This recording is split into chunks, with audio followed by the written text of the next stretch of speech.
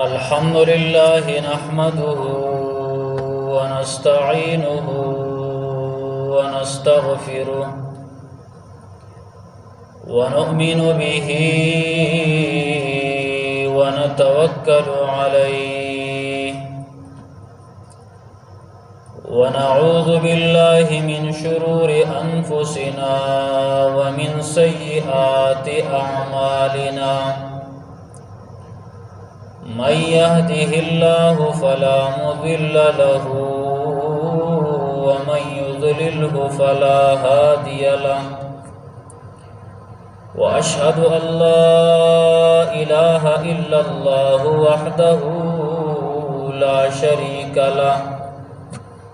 وأشهد أن سيدنا وسندنا وحبيبنا وحبيب ربنا ونبينا ومولانا محمدا عبده ورسوله أرسله بالحق بشيرا ونذيرا وداعيا إلى الله بإذنه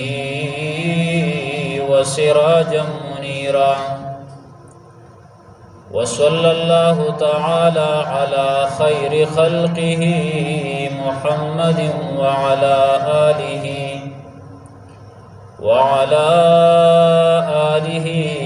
وأصحابه وبارك وسلم تسليما كثيرا كثيرا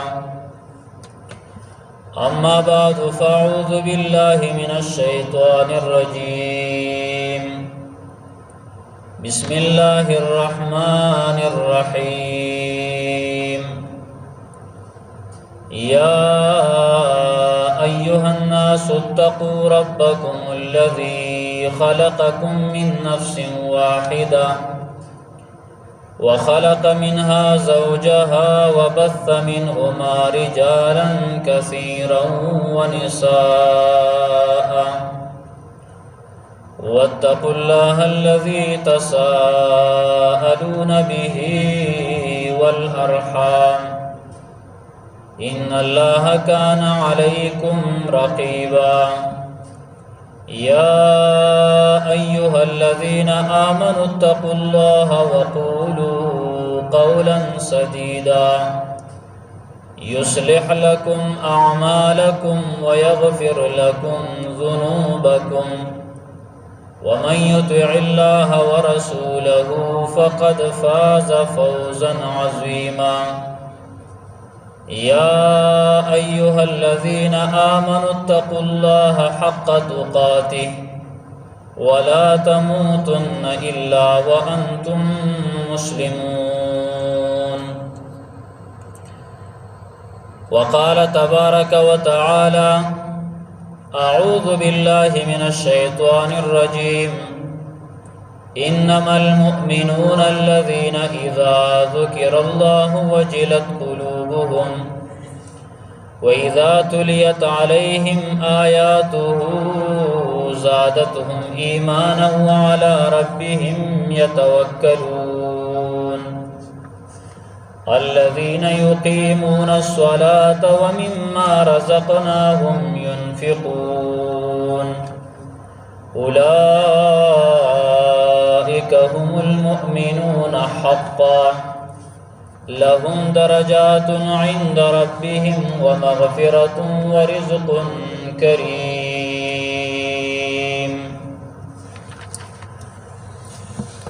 سبحان ربك رب العزة عما يصفون وسلام على المرسلين والحمد لله رب العالمين زما عزتمندو حاضرین و سامعین الله تبارک و تعالی د انسانانو د هدایت لپاره یو رهنما کتاب را لېږلی دی او دا الله تبارک و تعالی حضرت آدم علیہ السلام ته د راکوزېدو په وخت کې ویلو چې زبا د هدایت لپاره کتابونه او رسولان درلېږم او چا چې زما د هدایت تابعداري وکړه نو باغې به یرم نه یو غمجن به هم نشي او چا چې د دې نافرماني وکړه نو عذاب به ورله ورکمه سپکونکی او دردناک عذاب به وي بیا وخت په وخت باندې الله رب العالمین د انسانانو د هدایت دپاره د ژوند د تیرولو صحیفه را لېږله کتاب الله را لېږه تورات راولېږه حضرت موسی علیه السلام امت دپاره انجیل راولېږه د حضرت عیسی علیه السلام د امت دپاره آخره کې الله رب العالمین جناب محمد رسول الله صلی الله علیه وسلم باندې عظیم الشان کتاب نازل کا او دا عظیم الشان کتاب د یو قوم د پاره نه صرف د قریشو د پاره نه صرف د عربو د پاره نه بلکې د تمام انسانیت د پاره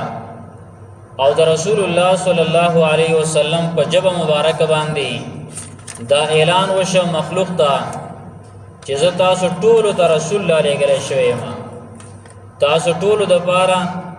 زه پیغمبر یم انی رسول الله الیکم جمیعا تاسو ټولو ته زه د الله پیغمبر را لېږلی شوی یم نبی علیه السلام دا اعلان وکړ او الله تبارک وتعالی دی انسانانو ته دا خبره وښودله چې ستاسو د ژوند د تیرولو طریقه به دا قرآني تاسو په خپله مرضۍ او په خپله خوښه زندګي نه تیروئ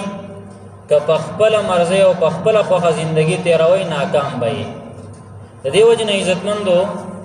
زمونږ د مسلمانانو دپاره بل یو لارم نشته مسلمانانو دپاره بل یو طریقه هم نشته د مسلمانانو دپاره قوانینو جوړولو ته هیڅ ضرورت نشته چې راځئ راغونډ شئ قانون جوړو راځئ راغونډ شئ یو طریقه جوړو راځئ راغونډ شئ یو رواج جوړو نه بلکې الله تبارک وتعالی تیار د قانون کتاب الله را لېږلی دی تیار د قانون کتاب دی د ژوند د تیرولو طریقه ده پکې د دې وجې نه د هر مسلمان دپاره دا لازمي خبره ده چې دی به قرآن کریم د اول نه تر اخره په دې به ځان پویه کوي د مسلمان کار به دی چې په دې قرآن کریم به ځان پویه کوي او کم یو انسان په ځان نه پویه کوي نو دا به ډېر قمقل شمارلی کېږي په د الله په نیز باندې سفیح به قمقل به او د هغې وجه دا ده مثال په طور باندې زه یو کس ته دلته ویم چې هلکه ته لاړ شه اوبه راوړه هغه ما ته وایي چې بس پویه شوم به خبره پویه شوم او وی الله یې د عمل توفیق را نصیب کړي هسې چې کوم نه لاسونه چوت کړي چې الله یې د عمل توفیق را نصیب کړي خو په دې باندې نه دی پویه چې د دې مقصد څه دی دا عمل نه کوي دا کار نه کوي نو ټول خلک به ورته وایي چې هلکه قمقله دا خبره خو یادول نه و هغه سر خوځوي چېرې دا خبره یادومه چې اوبه راوړه اوبه راوړه اوبه راوړه دا خبره یادومه نو څه پیدا به ورله دا خبره ورنه کي اله به دا خبره پیدا کوي چې زه یم لاړ شي اوبه راوړه دی پاسې ګیلاس راوالي اوبه راوړي دی خوا الله رب العالمین موږ ته دقه شان یو خط را لېږلی دی الله موږ ته پیغام را لېږلی دی او د دې بل مثال په طور باندې چا پسې یو اډر راشي یو چټ پسې راشي لیټر به پخوا نه راتله میلیونو والو پسې لیټر راغی او د انسان په دې باندې دننه نه پوهېږي چې دې کې څه لیکلي دي چا پسې وړي نه چې په دې کې څه لیکلي دي ځان سره یې ښه محفوظ کړي ښه ښکلې تیلې ورله سازه کړي او ښکلې ګته ورته ولګوي هغه خط ته او مزیدار یې په المارۍ کې ښه بهترین کړي بهترینې طریقې سره یې خوندي کړی دی نو څه پیدا به وکړي هېڅ پیدا د دې لپاره نه کوي پیدا به هله کوي چې دی دا لیټر راواخلي کولاویږي دا خط راوالي کولاویږي په دې کې څه لیکلی شوي دي په دې کې ما دپاره څه لیک دي نو چې کله هغه راواخلي او په هغې کې دنه لیکلی شوي چې دا انسان ده ته څه ویلی شوي دي ده ته په دې خط کې څه رالېږلی شوي دي نو دی به د هغې موافق عمل وکړي. که په خپله پې نه پوهېږي دا خط ویسي په بل چا پسې ویره په دې خط باندې ما پوهه کا. نو عزتمندو قرآن کریم د الله رب العالمین د طرفه دقه شان یو خط موږ ته راغلی دی، خو هغه د دنیا خطونه یو انسان را لېږلی او دا خط الله را لېږلی دی موتا ته. دا یې نارینه ته هم را لېږلی دی، دا یې زنانه ته هم را لېږلی، دا یې وړوکي ته او دا یې غټ ته او دا یې نوجوان ته او دا سپین ږیري ته، هر یو ته دا کتاب راغلی دی. عالم ته هم راغلی دی، بې علمه ته هم راغلی دی، تبلیغي ته هم راغلی دی، غیر تبلیغي ته هم راغلی، افسر ته هم راغلی دی، ډاکټر ته هم راغلی دی. مطلب هر یو مسلمان ته، هر یو انسان ته دا راغلی دی. خو مسلمانان هغه په دې باندې عمل به کوي، کافران د نه روګردانه دي. بیا مسلمانانو کې کمزوري دا ده چې مسلمانانو دغه کتاب د الله دا کتاب هغه مقصد د دې نه پیژندلی چې کم مقصد د پاره دا کتاب راغلی او کم مقصد د دې نه حاصلولو، چې هغه مقصد دا دی چې په هر ژوند د ژوند په هر لار کې، د ژوند په هر ډګر کې، که انفرادي زندگی ده، اجتماعي زندگی ده، د کور مسله ده، د خاندان مسله ده، د چم گاون مسله ده، د کلی مسله ده، د دې ملک مسله ده، نو د هغې دپاره د قانون کتاب بل کتاب لیکلو ته ضرورت نشته دی، بلکې دا قرآن کریم دی. د لار ته د سمه کړله او هېڅوک دې دا نه وایي چې یاره یو مسله به په دنیا کې راپورته شي او قرآن کریم کې به دا نه وي. هره مسله زمونږ او ستاسو مخې ته چې څه راځي د قیامت پورې راځي، دا هر څه قرآن کریم په کاملې طریقې سره دا مونږ او تاسو ته بیان کړي دي. او قرآن کریم دا واضح کړلي ما او تا ته که کوم د قرآن کریم په آیت باندې مونږ پوه نه شو، نو د رسول الله صلی الله علیه وسلم په ژبه مبارکه باندې د احادیثو په شکل باندې ما او ته په هغه پوه کړي. احادیث د قرآن تشریح ده، د قرآن وضاحت دی، په قرآن کریم باندې پوهېږي په احادیثو سره. نو دې وجې نه عزتمندو دې قرآن کریم کې انسانانو ته دا ښودلی شوي ده چې تاسو به ژوند تېروئ، نو هغه صفات به ځان کې راولئ کوم چې قرآن کریم بیان کړي دي، کوم چې قرآن بیان کړلی. نن د قرآن کریم نه خلکو صرف د دمونو کتاب جوړ کړی دی چې بس قرآن آیات ولیکه، تعویض په غاړه کې واچوه، که دا ټول قرآن هم غاړې ته واچې خو چې په عمل کې دي نشته، نو دا ستا لپاره پیدا نه کوي. او دغه شان د قرآن کریم په احکاماتو عمل نشته، قرآن کریم د خپل زندګۍ قانون جوړول نشته، بلکې قرآن کریم یې صرف دغه دم تعویض له ساتلی دی. هلکه د الله بنده دا خو دم او تعویض دپاره نه راغلی، دا یې صرف د ختمونو دپاره چې هره خلک راغونډ کو، سپارې سپارې قرآن ټوکلې ټوکلې که، سپارې سپارې که، او هغه قرآن کریم هغه د هغې بېادبي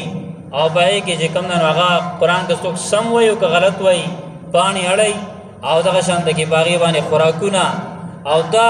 الحمدلله وخت په وخت باندې الله دغه ختموي دغه رسمونه دغه رواجونه. خو لیکن بیا هم د قرآن کریم طرف ته توجه کمه ده. د قرآن کریم اصل مقصود، اصل مقصد هغه دا دی د ژوند رهنمایي، د دې په ترجمه ځان پوهه کول، د دې په تفسیر باندې ځان پوهه کول، دې قرآن له وخت ورکول چې قرآن کریم ما ته څه وایي، که عمل پې نشي کولی د الله نه غواړه، خو ځان خو پوهه که که نه چې ما ته وایي څه. ګوره الله به نه خفه کېږي، ته ما ته خبره کې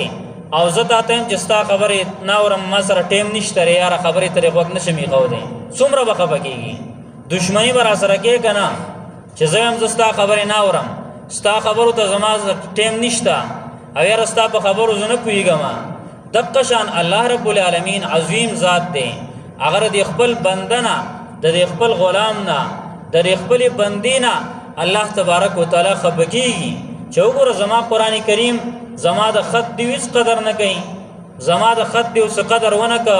هغه یې ونه لوستو، هغې له ورسره ټیم نشته دی، په هغې باندې ځان پوهه کوي نه چې زما الله ما ته څه ویل دي، په دې باندې ځان نه پوهه کوي. عربي د هغه عربۍ د هغې سره محبت نشته، د هغې نه نفرت دی، حالانکې مسلمان له پکار وه چې د عربۍ سره ډېره مینه کولی. نبی علیه السلام فرمایي ای زما امته د عربی سره د درې وجونه محبت کوئ، د درې وجونه ورسره مینه ساتئ. یو دا دی چې زه عربي یم، زما ژبه عربي ده، زمونږ پیغمبر عربي زبان والو. دغه شان بیا نبی علیہ الصلوۃ والسلام فرمایي قرآن په عربي ژبه کې دی. د قرآن کریم د وجنه دې سره مینه وکړئ د عربی سره. او نبی علیہ الصلوۃ والسلام فرمایي د جنت والو ژبه هم عربي، د عربی سره محبت وکړئ. د نورو سکان کې دي، هندوان دي، د هغې کوم کتاب چې په کومه ژبه کې دی هغې د خپلې ژبې ډېر قدر کوي. مسلمانان هغه ژبې ته سپک ګوري. که چېرته په سکولونو کې د عربی کتابي هغه استاد لنومي خو دی لغت استاد، او دارنګې هغه ډېر په دې نورو استادانو کې هغه ته د هغه دومره قدر نه وي. او دغه شان هغه پیرډ له هغه له ټیم ورکول نه وي، هغه یو بیګار ګڼي او هغې طرف ته څه توجه نشته دی. او انګلیش دپاره ورځ هم لګېدلی، شپې هم لګېدلی، هغه پرچم لازمي ده. څه زیاتې د حکومتي، څه زیاتې د عوامو وي چې دغه کتابونه د انګلیش هغې لازمي کړي دي، عربی هغه لازمي نه وي. حالانکې عربي خو د مسلمان ژبه ده، لغت المسلم دا د مسلمان ژبه ده، دا به مسلمان یې زده کوي،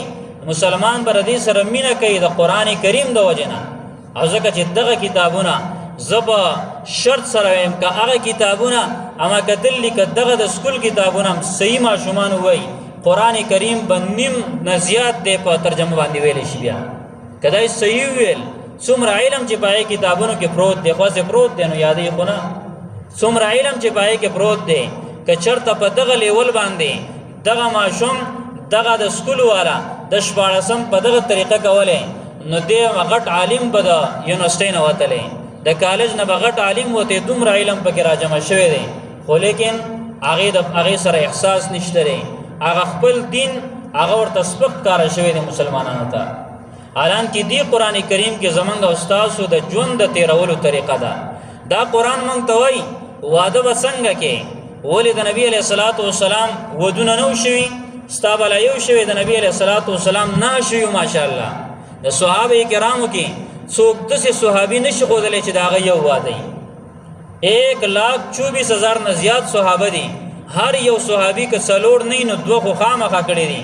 یو واده والا پکې چېرته به تا سره معلوم نه کړي، پیدا به نه کړي. داسې صحابه کرام خو هغې ودونه په کومه طریقه باندې کړو، د هغې طریقه څه وه، هغې د ښادۍ او د واده د کولو طریقه څه وه، د هغې د خوشحالۍ د کولو طریقه څه وه، هغې باندې غمونه راغلي وو، د غمونو طریقه د هغې څه وه. عزتمندو موږ به هغه صحابه کرامو نقش قدم باندې تلو کې به موږ کامیابي ګڼو. که موږ په هغې کې کامیابي وګڼله یقین وساته موږ به کامیاب شو. او که چېرته کافرو پسې ورپسې وو، هغه طرف پسې مغرب خو هلته خو نور هم پټېږي، هلته خو ټوله تیاره ده، مغرب کې خو نور پټېږي، نو ته به پکې څه شی، مسلمان به پکې څنګه مسلمان پاتې شي. د دې وجې نه عزتمندو نن چې څومره حالات مسلمان ته جوړ دي، څومره سختې او کړاوونه دي، دا د دې د خپلو اعمالو د وجې نه، د خپل هغه کمی د وجې نه چې مسلمان د قرآن کریم نه ځان لرې کړی دی، قرآن کریم باندې خپله زندگی دی نه تېروي. دې قرآن کریم څه صفات ذکر کړلي وو مختلفو ځایونو کې، مختلفو صورتونو کې مختلف صفات د مسلمانانو بیان کړلي. دا سورت انفال دی، سورت انفال آیت نمبر 2، آیت نمبر 3، آیت نمبر 4 کې الله تبارک و تعالی څه صفات بیان کړلي. نن صرف دا وایو، نور قرآن کریم ډک دی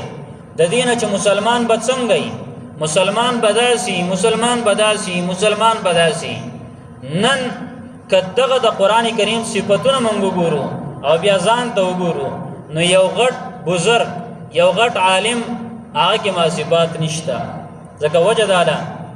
یو عالم لیکي وایي که چېرته د صحابو د دور بالکل د آخري دور یو تابعیم را پاسي که نه، یا یو صحابي لکه نشي کېدی خو که بالفرض و تقدیر یو صحابي هغه را ژوندی شي او دې خلکو ته وګوري نو د دې زمانې یو لوی بزرګ په متبیدین ښکاره شي. ځکه دومره بد حالات دي. د دې زمانې یو لوی ولی الله هغه به ورته غټ ګناهګار ښکاره شي، ځکه هغې سره چې ته موازنه وکړي د صحابو د زندګۍ سره او دا زندګي واخله نو ډېر لرې والی دی، لږ نه دی، ډېر زیات دی، ډېر. ځکه که څوک عبادت کوي په معاملاتو کې صفر دي، که منځونه ډېر کوي هلته چې کوم دی نو چا نه به پټې نیولی، که څوک عبادت ډېر کوي چا نه به برید کې بیا خوا دې خوا کړي، او دغه شان که څوک هغه کې سمي معاملاتو کې جماعت ته نه راځي، یو کمی دی پکې خامخا، څوک معاملاتو کې صفر، څوک عباداتو کې صفر، چرته ډېر کم کوز هغه به داسې چې معاملات عبادات دواړه برابري، که نه ډېر زیات کمی دی. دلته الله تبارک وتعالی د مؤمنانو صفت کوي. الله و انما المؤمنون الذين یقینا مؤمنان هغه کسان دي اذا ذکر الله پنځه صفات ذکر کړل الله چې دا پنځه کارونه پچا کې راغله نو اخره کې د الله فتوا ده د الله رب العالمین په خپل هغه یو د انسانانو مفتی کنا او ماشاء الله نن سبا هغه مفتی توب هم بس الله دې معافیو کې خو الله تبارک وتعالى په خپل فتوا باغی باندې ور کوي چې چا کې دا پنځه کارونه پیدا شو. یو صفت الله ذکر کوي چې اذا ذکر الله وجلت قلوبهم، کله چې یاد کړل شي نوم د الله وجلت قلوبهم نو د دې وزلونه ويریږي، دا زلای ويریږي، نو چې زلای ويریدو د الله نو ټول بدن ويریدو، ځکه زله بادشاہ دی. دا زله کستا زو خیالی کنا کدا خپی تلل کوي دا د زله وسره سلای، کدا زلای نه غواړي دا خپی مزل نشي کولای، کدا زله لاسونو ته ونوي چې نیول وکا نو دا نیول نه کوي. خلق سشي ته چې اول کې خلق وای دی خوراک ته مزله شوی دی،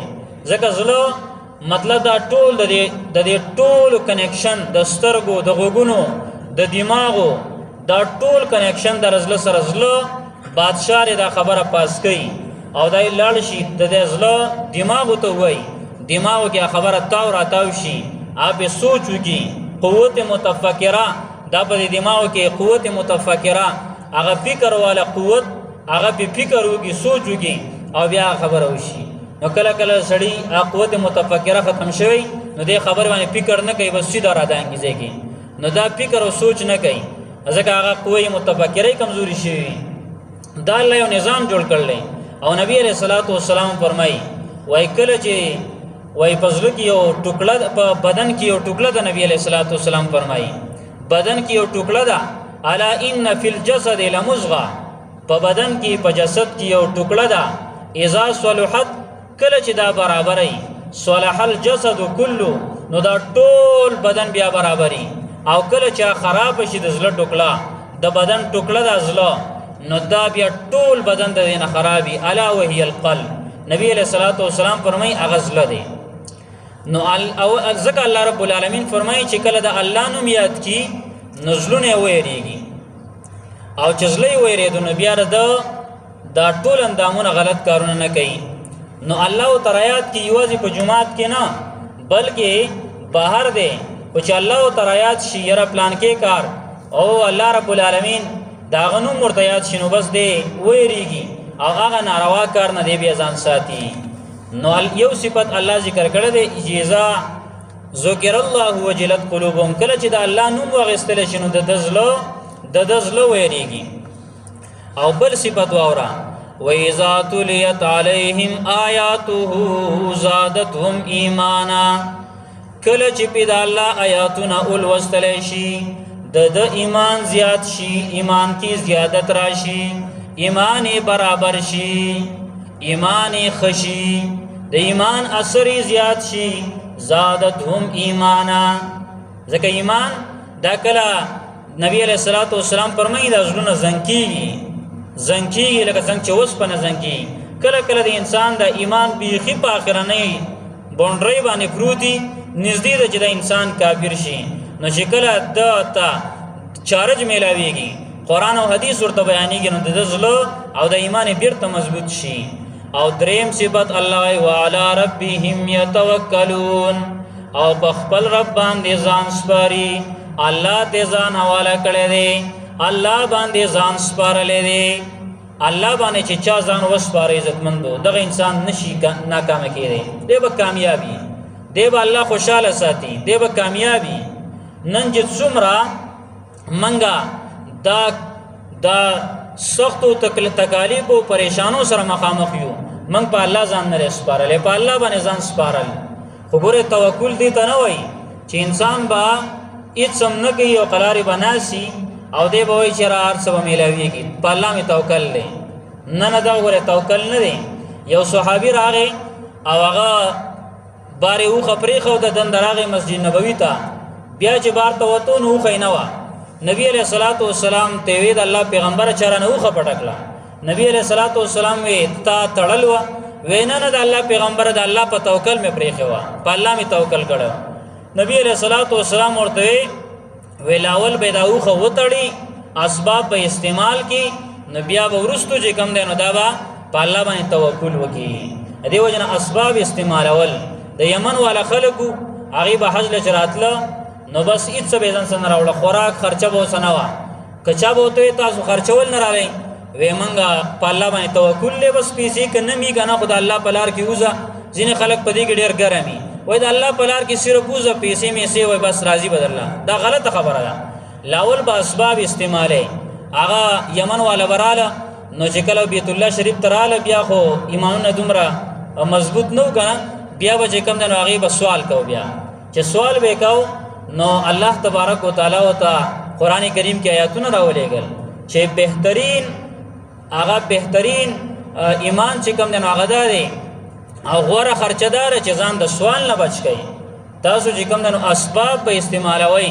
یو ځای ته راتلو ټیکټ سره شته بیا په الله توکل کوه دغه شان د کیتا دکان واچو او بیا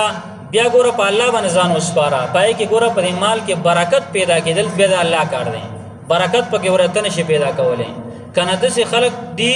چاغي په لکاو باندې روپۍ اخلي په کروڑو باندې وته ملويږي دا سي پریشان دي خودکشو ته تیار دي خودکشو ته امخ کې ورځي یو ملکو انمه عثمانیر شو غوغي قانوني تور باندې یو ماشين ایجاد کا او غله د خودکشیانو د پاره یو ماشين ایجاد ک چې بای کې ډیر زر انسان نساوځي او قانون د حکومت د طرفه اجازه ورته میلاو شو جزا راځي په دې طریقه باندې سین من تمدانګي کافر دي کنه الله په سبانه ختمي نه سین تمدانګي او بل سزان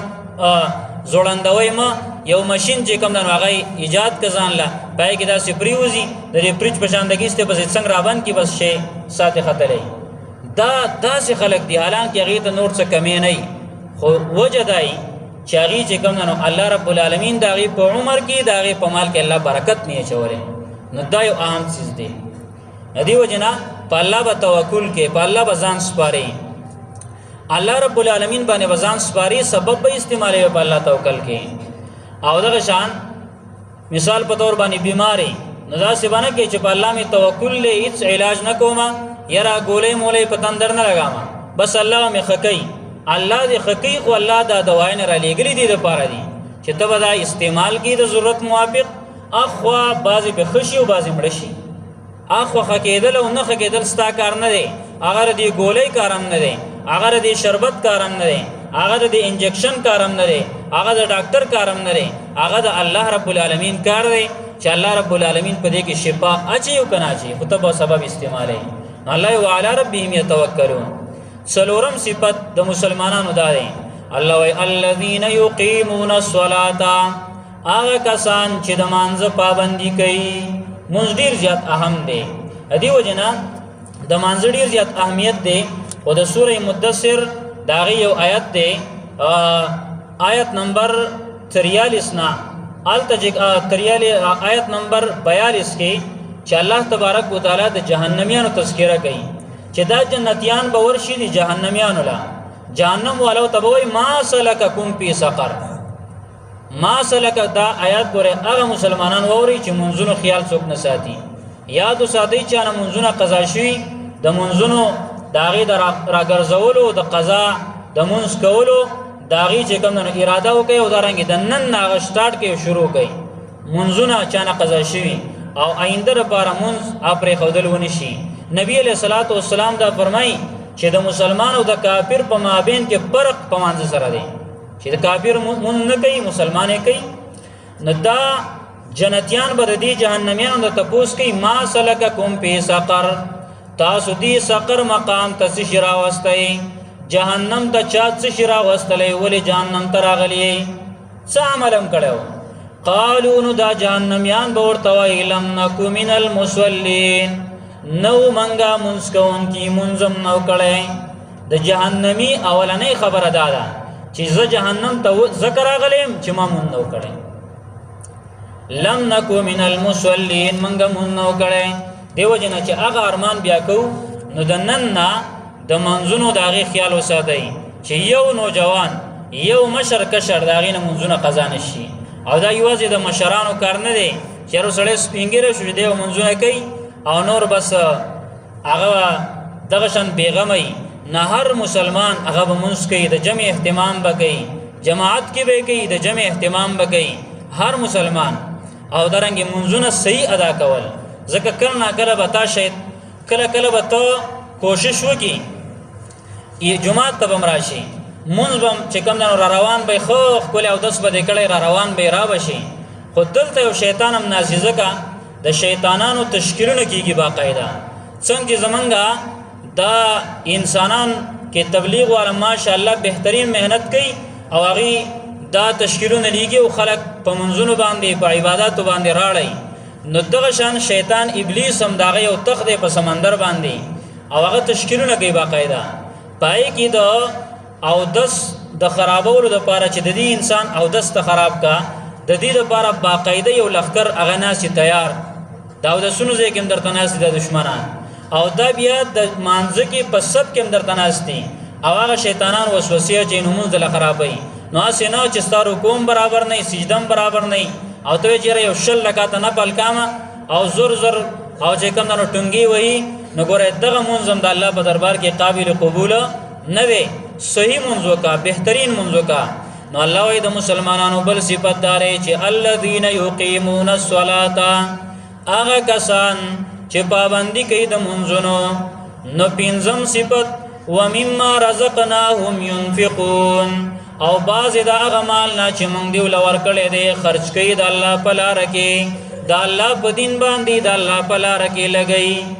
د الله رب العالمین د رضا لپاره لګي نو د الله د رضا لپاره لګول مال خپل هغه که مدارس باندې هغه که مساجد باندې یتیمانانو غریبانانو باندې او د دین علاوه د خیر خېګړې په کارونو کې عزتمندو د خپل مال لګول مختلفو چاندو ول راځي کله نا کله به اکثر خلک تنګيږي یاره مونږ وړوالو کدي چې کم دنو نات لګولې چې قبر आवाज کوي انسان دا خواګه خواګه ناتونه لګلې او دې چې کم دنو کله کله به غوسم درځي غوړې غوسه باندې کې کله کله د امتحان هم یې ښا دا خبره ماته سمخ کې کړي و چې کله کله د بخاری شریف حدیث نه معلومیږي چې کله کله الله رب العالمین یو ملائکه د سوالګری په شکل باندې تا تراولېږي هغه د حدیث کې واقع ده او د سکول کتابونو کې هغه واقع را نقل کړي او بخاری شریف کې حدیث ده یو گنجې وړونو او دغه خلک چې کم دنو هغه د ملائک راغله امتحان او باغی باندې نو دغه شاند کې یو امتحان د پاره پتا تاسو ته خپل ملک فرشتہ راتلی شي اته نو سوال کې چتورېګا په دې سړی باندې غربت دی خو تورېګا چې دې څه کوي دې چې کم نه دې بدر دوی دیتا او کنه څه کوي نو کله کله یو انسان هغه په دې کې پاس شي کله یو انسان پیل شي ګوره که مثال په تور باندې تاسو روپۍ نه خو په خواګه خل باندې هغه سوالګری تا یا د چاندي والا هغه دوی ورورا بس الله دې تعالی درکیو ما سره چون کې اوس نشته کنه درکړې به مې دلا ستانه خو بزرګ باندې څوک نه وړي نو بد ورته خبرو ته ضرورت نشته چې دیو بل سکار پرې خې دیو دا چې کم دنو بداس دا مدارس د سې دیو د سې دی خبرو ته ضرورت نشته بلکې کور کولې شیخا کنه شي ور کولې مور کوا هغه خپل کار کوي کچاول سورک لخوا کور نکړه په زور خو نه شي وړي او دغه شان کچرتا تاسو رڅو بعض خلک ماشاءالله هغه یو لسروپی ساتلې ک نور وسینه کیږي هغه لسروپی ځان سره ساتلې درې د پاره او په دې سره په مال کې ګوره کمین راځي دا ووري کمین راځي کچرته موږ مالونه په صحیح ځایونو کې لګول صحیح مصرف دم دې لپاره کاتو نو دی مالونو کې الله برکت اچي ستا په 100 روپۍ باندې بیا هغه کار کیږي چې هغه په 1 लाख روپۍ باندې هغه کار نه کیږي دا څه په کې الله برکت پیدا کی او دا برکت نه دا پسترګو باندې ښکاری نه ځینې خلک ډیر د بيدینه خبره کوي هغه الله وای مړه چې 1 کروڑ روپۍ د سن برکت دی وای 100 روپو کې وسه برکت دی دا ګوره غلطه خبره برکت پسترګو ښکاری نه لیکن دا یو داسې چیز دی چې جا چاته میلاو شو د چا په عمر کې دا راغی د چا په مال کې دا راغی نو هغه انسان ته پته نه لګي هغه انسان ته پته لګي بل چا ته پته نه لګي دا ډیر بهترین شعر د الله نه وغواړو نو الله رب العالمین وای چې دا صفات پچا کې رااله نو اولئک هم المؤمنون حقا دا خلق مؤمنان دي حق او سچ کدا پنځه صفات د بګراله نو الله یې سچ مؤمنی اولئک د الله پتودا الله اولئک هم المؤمنون حقا زکه زین خلق کستازو خیالي دا د الله پتودا الله وي ته مؤمنی کنه دنیا کې نورم ډیر قسمه خلق دي یو ته ته کافری ز مسلمانم تاسو ټول کافرانی ز مسلمانم دا سی وای او دارنګي د کوپر پتوی اور چاته کافر بيدینه معتزلی دا خارجي دي او دا داسې دي وابي دي دا مختلفه خبره چې کوم نه ورته کوي خو الله رب العالمین وای چې دا پنځه صفات پچا کې رااله اولئک هم المؤمنون حقا دا حق مؤمنان دي حق او سچ لهم درجات عند ربهم دیو د پارا درجی دی پنځ درب د دیو باندې ومغفرة ورزق کریم او دیو د پارا بخنه دا او رزق دی عزت مند نو دا پنځه صفات الله رب العالمین دی منګو تاسو کې پیدا کی یو داري چې دا الله نوم واغستل شي د انسان زړه ویریږي دویم دا چې کله د الله قران ویل کیږي د ایمان زیاتی دریم صفت چې په الله باندې توکل کوي څلورم صفت داري چې الله مانزه پابندي کوي پنځم صفت داري چې د الله رب العالمین د رضا لپاره د مال سې لګي الله دا حق او سچ سچ مؤمنان دي الله رب العالمین دې موږ د شان ایماندار ساس کی